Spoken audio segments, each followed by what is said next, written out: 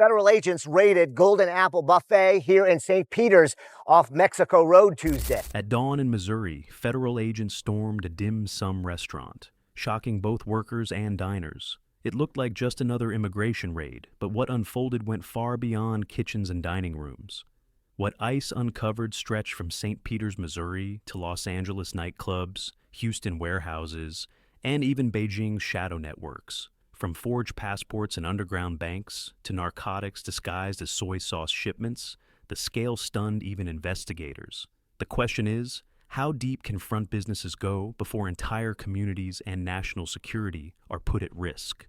Hi, before we continue, your one click on the subscribe button fuels all the effort behind this and every future video.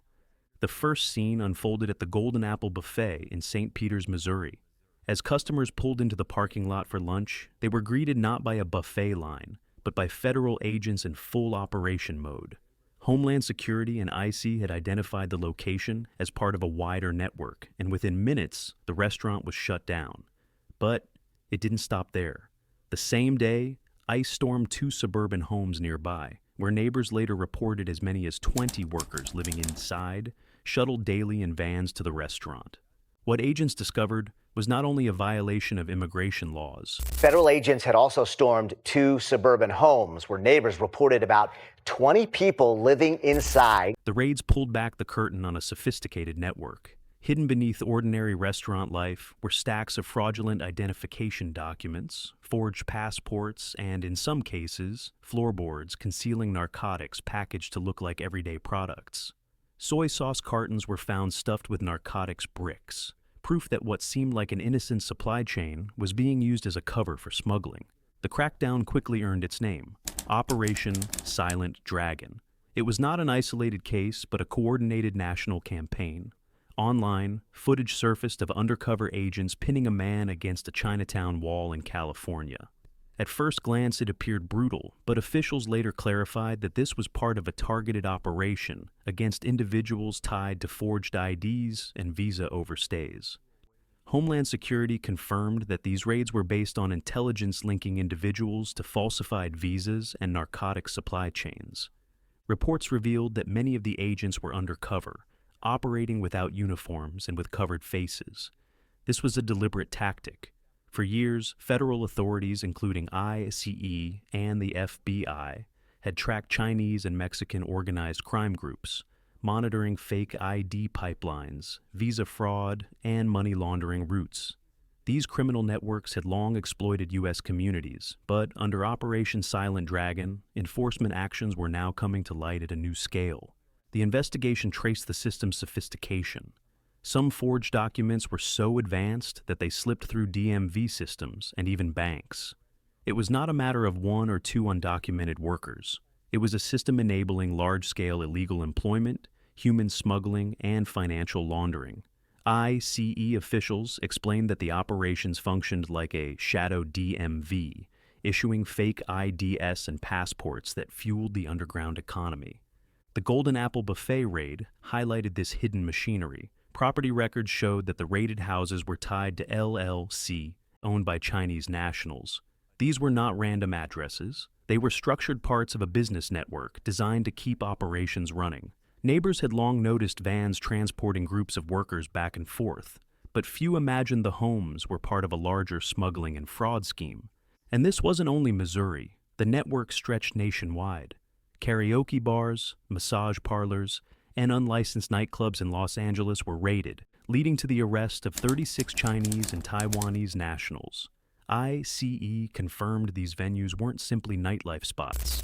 Noon 11, a Homeland Security investigation bust in Los Angeles. According to a post on X, 36 Chinese and Taiwanese nationals were arrested for being illegally present in the United States. Video shows them here detained, handcuffed, and being loaded onto vans. No word on the exact location. According to the Post, the arrests were made during an enforcement operation in an underground nightclub with the cooperation of various federal agencies. They were linked to trafficking routes moving through Mexico, with profits laundered through underground banks. Investigators revealed that these shadow banks were transferring hundreds of millions of dollars each month, charging small fees while funneling money back to overseas syndicates. This showed the true depth of the problem, A Missouri dim sum buffet wasn't just a restaurant.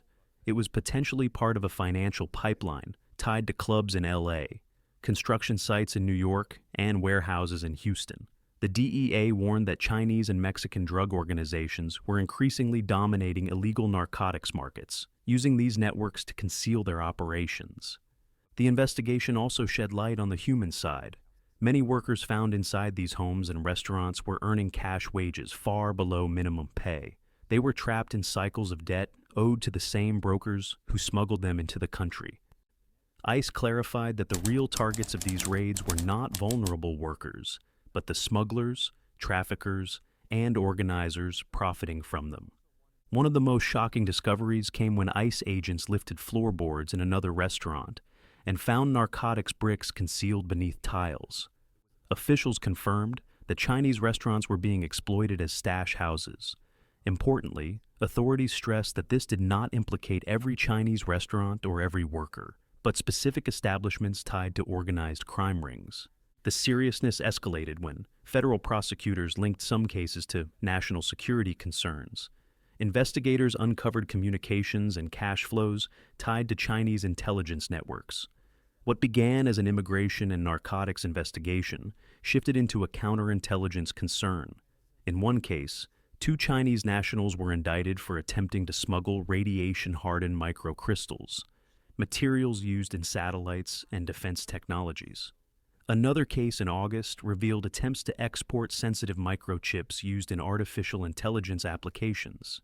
Suddenly, the raids were about more than immigration violations. They were about protecting American technology and security.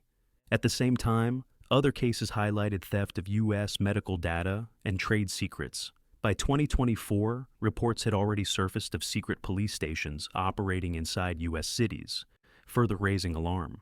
These revelations shook Chinese communities nationwide. Restaurants and markets in Los Angeles reported revenue losses of up to 50% in 2025. Customers avoided areas associated with raids, fearful of being caught in enforcement actions. Meanwhile, ICE stepped up deportation flights. In Dallas, officials confirmed the removal of 122 individuals, described as high risk, including people convicted of murder, trafficking, and smuggling. These images of detainees boarding charter flights to Beijing spread quickly online, sending shockwaves through communities. While Beijing criticized the actions as discriminatory, U.S. prosecutors defended them as necessary for national security. The indictments continued. In June 2025, 7 Chinese nationals were indicted in Massachusetts for laundering over 90 million yen annually. A group of Chinese nationals arrested, now accused of running a multi-million-dollar money laundering and drug operation while using illegal aliens they smuggled in from the southern border. Let's take you live to Boston, Massachusetts tonight, where the FBI now says these guys exploited America's immigration system, turning quiet suburban homes across the Northeast into their personal hubs for a criminal enterprise. So here's how it all allegedly worked. According to the feds, they say they smuggled illegal immigrants in from China up across the U.S.-Mexico border, then forced them to work in marijuana grow houses without access to their passports, all until they repaid their smuggling debts. Now, 6 suspects arrested just this week, but a 7th man, 47-year-old Yurong Zhu of Greenfield, Massachusetts, remains on the run tonight. Federal officials emphasized that these cases weren't isolated. They were part of an interconnected system, blending visa fraud, narcotics trafficking, and financial crimes. Through it all, ICE, the DEA, and the FBI coordinated closely, showing how immigration enforcement and organized crime investigations often overlap. The Missouri raid was a reminder that front businesses could be hiding complex operations beneath everyday appearances. For the agents on the ground, each raid was about dismantling dangerous networks while protecting American communities.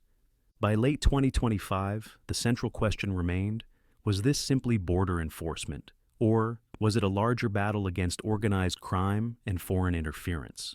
The raids were effective at disrupting criminal activity, but they also carried ripple effects, leaving communities anxious. For investigators, though, the message was clear. These were necessary actions to uphold law and order. With narcotics hidden under restaurant floors and foreign networks using everyday storefronts as cover, do you believe raids like Operation Silent Dragon are essential for protecting national security? Or should law enforcement adapt even further to meet evolving threats?